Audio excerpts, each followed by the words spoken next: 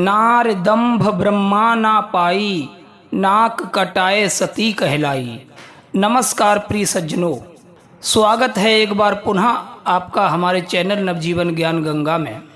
मित्रों, आप सभी से निवेदन है कि आप लोग कहानी में खो जाएं, इससे पहले चैनल को सब्सक्राइब अवश्य कर लें। प्रिय सज्जनों, ये त्रिय चरित्र की कहानी है जिसे हम आपके समक्ष रखने के लिए जा रहे हैं और मुझे उम्मीद है कि ये कहानी आप लोगों को बहुत प्रिय होगी। आपसे निवेदन है कि बने रहिए वीडियो की समाप्ति तक हमारे साथ। नार दंभ ब्रह्मा ना पाई, नाक कटाए सती कहलाई। मित्रों, कहते हैं कि कुटिल स्त्रियों के चरित्र को भगवान ब्रह्मा भी नहीं समझ पाए। मनुष्य की तो औकात ही क्या है, स्त्री के मन की गति को स्वयं देवताओं ने नहीं भांप पाया है। मित्रों, एक कहानी के माध्यम से मैं आपको समझाना चाहता हूँ। एक बार एक संत महात्मा एक तीर्थ यात्रा के लिए जा रहे थे।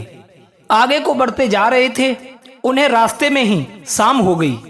शाम के समय वो एक गांव में जाकर के लगे तो उन्होंने देखा कि एक व्यक्ति अपनी स्त्री के साथ कहीं जा रहा था। सन्यासी ने उससे बोला, हे भाई, मैं तीर्थ के लिए जा रहा था, मुझे रात्रि हो गई है और आगे मुझे बहुत दूर तक जाना है, लेकिन रात्रि हो जाने के कारण अभी मैं आगे नहीं जा सकता।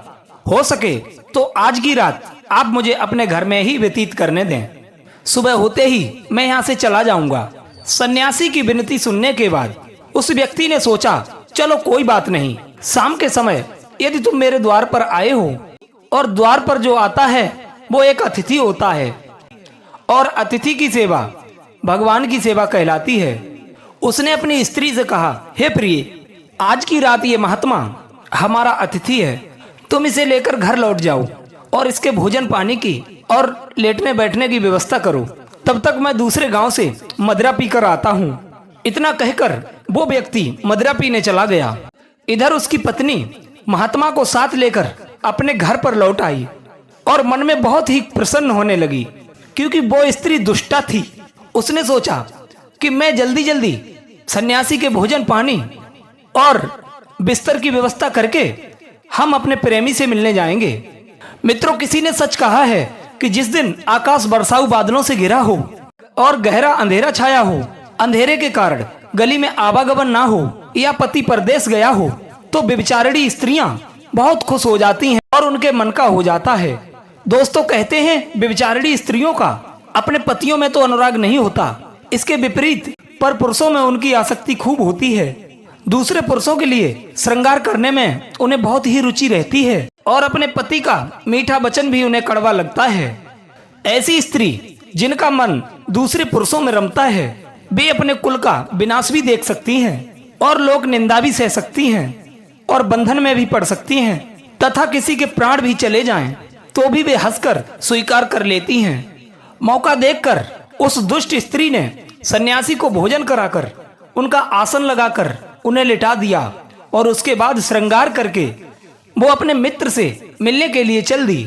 जैसे ही वो घर से निकल के जा रही थी तो उसे संयोग से उसका पति सामने से आता हुआ नजर आया। पति को देखकर वो डर की वजह से एकदम पीछे लौट करके भागी और घर में आकर के जल्दी जल्दी अपने श्रृंगार को बिगाड़कर पहले की तरह बनकर बैठ गई। उसका पति नशे में था, क्योंकि वो मदिरा पीकर आया था। फिर भी उसने समझ लिया कि उसकी स्त्री उसे देखकर लौटकर क्यों भागी और ये श्रृंगार करके कहां जा रही थी, क्योंकि थोड़ी देर पहले तो वो उसे साधारण वेशभूषा में छोड़कर गया था। वो उसकी मनसा को समझ गया था, क्योंकि उस दुष्टा स्त्री की शिकायतें वो लोगों के मुख से पहले भी सुन चुका था। उसने घर में घुसते ही क्रोध में आकर उससे पूछा, हे व्यभिचारिणी, तू इस समय कहां जा रही थी? पत्नी कहने लगी, कैसी बात करते हो, मैं भला कहां जाऊंगी, लगता है मदिरा के नशे में तुम्हारी आंखों को धोखा हो गया है। पति बोला, हे दुष्टा, हे कुल कलंकिनी, तुम्हारे लोक अपवाद को मैं बहुत दिनों से सुनता आ रहा हूं और आज तो मैंने तुझे अपनी आंखों से स्वयं जाते हुए देख लिया है। अब मुझे पूरा विश्वास है कि तू मेरे पीछे अवश्य किसी और से मिलने जाती है। आज मैं तेरा इलाज अवश्य करूंगा। इतना कहकर उस आदमी ने अपनी स्त्री को डंडों से पीटा और उसे घर के एक खंबे से बांधकर खड़ा कर दिया। शराब के नशे में होने के कारण वो भी जाकर के सो गया। मित्रों, इधर एक नायन उसकी सहेली थी। जब उसने उसके पति को शराब के नशे में सोते हुए देखा तो मौका पाकर वो उस दुष्टा स्त्री से मिलने गई और बोली, हे सहेली, राम सिंह तुम्हारा मित्र तुम्हारी प्रतीक्षा कर रहा है, तुम अतिशीघ्र उसके पास चली जाओ क्योंकि वो बहुत क्रोध में है। वो दुष्ट स्त्री कहने लगी, सहेली, बात तो तुम्हारी ठीक है, पर मैं इस समय कठिन बंधन में जकड़ी हुई हूँ, मैं बंधी हुई हूँ, इसलिए मैं वहां कैसे जा सकती हूँ। और इधर मेरा पापी पति मेरे पास में ही पड़ा है, यदि ये जग गया और मैं नहीं मिली तो मुझे ये जान से मार देगा। हे सखी, अब तू ही बता मैं क्या करूं। नायन कहने लगी, तू चिंता मत कर, तेरा पति तो नशे में धुत है, ये सुबह से पहले नहीं जागेगा। और मैं एक काम करती हूँ, तेरा बंधन खोलकर तेरी जगह मैं बंध कर खड़ी हो जाती हूँ, तू राम सिंह से मिलकर शीघ्र मेरा बंधन आकर के खोल देना। नायन की बात उसको खूब जची और उसने वैसा ही किया।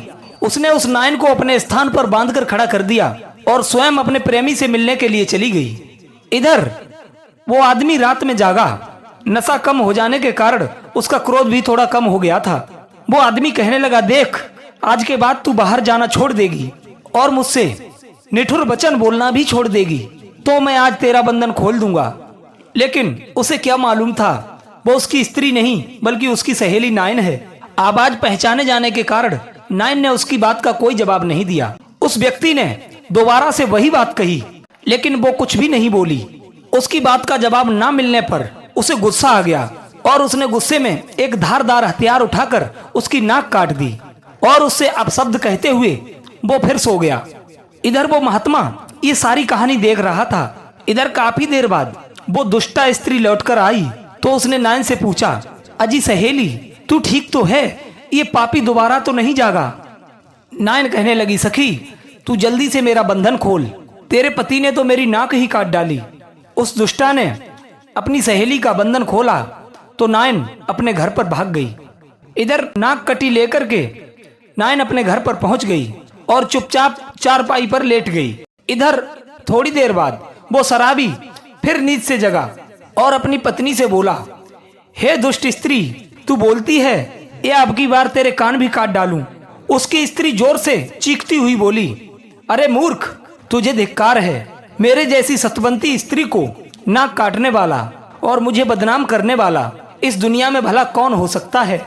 बातें बनाती हुई वो स्त्री कहने लगी, हे देवताओं, यदि आप देख रहे हो, हे सूर्य, हे चंद्रदेव, अग्नि, कुबेर, वरुण, धरती, आकाश, पाताल, इंद्र और धर्म, यदि तुम्हारी नजरों में मैं पवित्र हूँ, मैंने मन में भी कभी दूसरे पुरुष का विचार नहीं किया हो, तो मेरी नाक को पहले जैसा ही बना दो। यदि मेरे मन में दूसरे पुरुष का झूठा भी विचार आता हो तो मुझे जलाकर भस्म कर दो।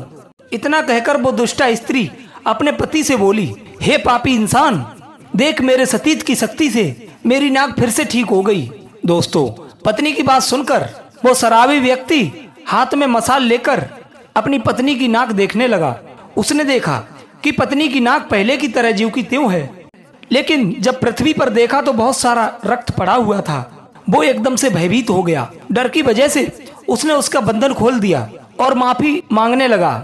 वो इसे चमत्कार समझने लगा और वो अपनी स्त्री को एक देवी की भांति समझने लगा। लेकिन ये सारी घटना के बारे में उस सन्यासी को भली भांति पता था, क्योंकि उसने अपनी आंखों से ये सारा नाटक देखा था। जो सन्यासी उस रात उसके घर में रुका हुआ था। सन्यासी सोचने लगा, धन्य है, दुष्ट स्त्री कोई न कोई तरकीब निकाल कर अपना त्रिया चरित्र दिखाई ही देती है।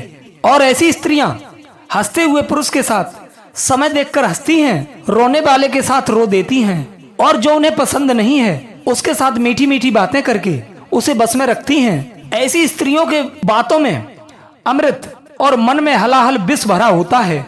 मित्रों, कामी पुरुष इसी अल्प सुख के लिए स्त्रियों के द्वारा ठग जाता है। जिस प्रकार भौरे कमल का रस लेते हैं और बाद में अपने हाथों से अपनी छाती और माथा कूटते हैं, ठीक वैसे ही व्यक्ति थोड़ी देर की काम वासना में मग्न होकर स्वयं को बर्बाद कर लेता है। यही सोचते सोचते सन्यासी जी की रात बड़ी मुश्किल से कटी। उधर नायन सोच रही थी कि रात तो हमारी कट गई, अब अपनी नाक के बारे में अपने पति को क्या जवाब दूंगी। ऐसा कौन सा बहाना बनाऊं कि ये भेद उजागर ना हो पाए। तब तक उसका पति नाई जो काम की तलाश में नगर के राजा के पास गया था, वो सुबह ही सुबह वापस आ गया। उस नाई ने लोगों की हजामत बनाने के लिए नायन से अपने औजारों की पेटी मांगी, परंतु नायन अपने भेद को छिपाने के लिए पहले से तैयार बैठी हुई थी। उसने पेटी में से एक छुरा निकालकर नाई की ओर फेंक दिया। नाई ने देखा कि इस स्त्री ने मुझे एक ही छुरा क्यों दिया, वो भी फेंक कर। तो उसने वो छुरा वापस नायन की ओर गुस्से से फेंक कर कहा, ये छुरा पेटी में रखकर पूरी पेटी ही मुझे दे दो। नाई ने जैसे ही छुरा नायन की ओर फेंका, उसका मौका लग गया। नायन अपनी नाक पकड़कर चिल्लाती हुई घर से बाहर आकर चीखने लगी, कहने लगी, अजी देखो, मेरे पति ने मेरी नाक काट डाली, मुझे बचाओ। इस दुष्ट ने मुझ जैसी सती की नाक काट डाली और मेरी नाक काटकर मुझे कलंकित कर दिया। दोस्तों, स्त्री की रोने चिल्लाने की आवाज सुनकर नगर के सभी लोग एकत्रित होने लगे और उसी बीच राजा के सिपाही भी वहां पर आ गए और नाई को मारते पीटते हुए राजा के दरबार में ले गए। सिपाहियों ने बताया, महाराज, इस नाई ने बिना कसूर के अपनी स्त्री की नाक काट डाली, इसे कठोर से कठोर दंड दिया जाए। राजा ने नाई से पूछा, हे नाई, तुम्हारी स्त्री ने कौन सा अपराध किया था जो तुमने उसकी नाक काट डाली? क्या वो किसी परदेसी के साथ बातचीत कर रही थी या किसी पर पुरुष को चाहती थी या इसने कोई चोरी की है या कोई अन्य अपराध किया है? सारी बात बताओ। मित्रों, राजा के पूछने पर नाई डर की वजह से कुछ नहीं बोला। राजा ने पुनः दोबारा पूछा, हे नाई, हमने जो पूछा उसका जवाब दीजिए। लेकिन नाई कुछ नहीं बोला। तो राजा मन में समझ गए कि नाई ने बिना अपराध अपनी स्त्री की नाक काट डाली है। मित्रों, कहते हैं पाप कर्म करने वाला मनुष्य अपने कर्म से डर जाता है, उसके चेहरे का रंग उड़ जाता है और आवाज में परिवर्तन आ जाता है। वो नजरें मिलाकर बात भी नहीं कर सकता, उसके चेहरे का तेज उड़ जाता है। मित्रों, जिसके मुख का रंग फीका पड़ गया हो और माथे पर पसीना आता हो, जिसके चलते समय पैर लड़खड़ाते हों, जो मनुष्य भर्राई हुई आवाज में बोलता हो, जो नजरें नहीं मिला पाता हो, अर्थात नजर झुकाकर बात करता हो, ये व्यक्ति के दोषी होने के लक्षण होते हैं। राजा ने नाई को सूली पर चढ़ाने का आदेश दे दिया। राजा के सिपाही उस निर्दोष नाई को सूली पर चढ़ाने के लिए ले जाने लगे। उधर उस सन्यासी ने देखा कि एक बेकसूर नाई झूठी स्त्री की बातों में बेमौत मारा जाता है, तो वो अपने आप को रोक नहीं पाया। वो एकदम भागा और राजा के दरबार में पहुंचा और कहा, हे महाराज, ये सच्चाई नहीं है, इसके साथ अन्याय हो रहा है। ये गरीब नाई बिल्कुल निर्दोष है, इसकी स्त्री ने त्रियाजाल रचकर इसे फंसा दिया है। अब तो सन्यासी ने उस शराबी के घर की रात वाली घटना सारी राजा के सामने रख दी। राजा ने सन्यासी की बात सुनकर तुरंत उस शराबी को बुलाया और नाक काटने वाली बात पूछी। तो शराबी कहने लगा, महाराज, मैंने अपनी स्त्री के धोखे शायद इस स्त्री की नाक काट दी है। इधर राजा ने उस नाई को छोड़ दिया और उस नायन को और उस शराबी की पत्नी को सभा में बुलाया और उनके नाक कान कटवाने का आदेश जारी कर दिया। मित्रों, किसी ने कहा है, ब्राह्मण, बालक, स्त्री, तपस्वी और रोगी, ये पांचों वध के योग्य नहीं होते। इसलिए राजा ने उन दोनों को मृत्यु की सजा न देकर उनके नाक कान काटने का आदेश दे दिया। इधर सन्यासी अपने मठ को वापस लौट गया और सोचा कि किसी निर्दोष की जान बचाना भी किसी तीर्थ से कम नहीं है। मित्रों, ये कहानी आपको कैसी लगी? अपनी कीमती राय कमेंट बॉक्स में अवश्य देना। आप सभी का बहुत बहुत धन्यवाद। जय श्री कृष्ण।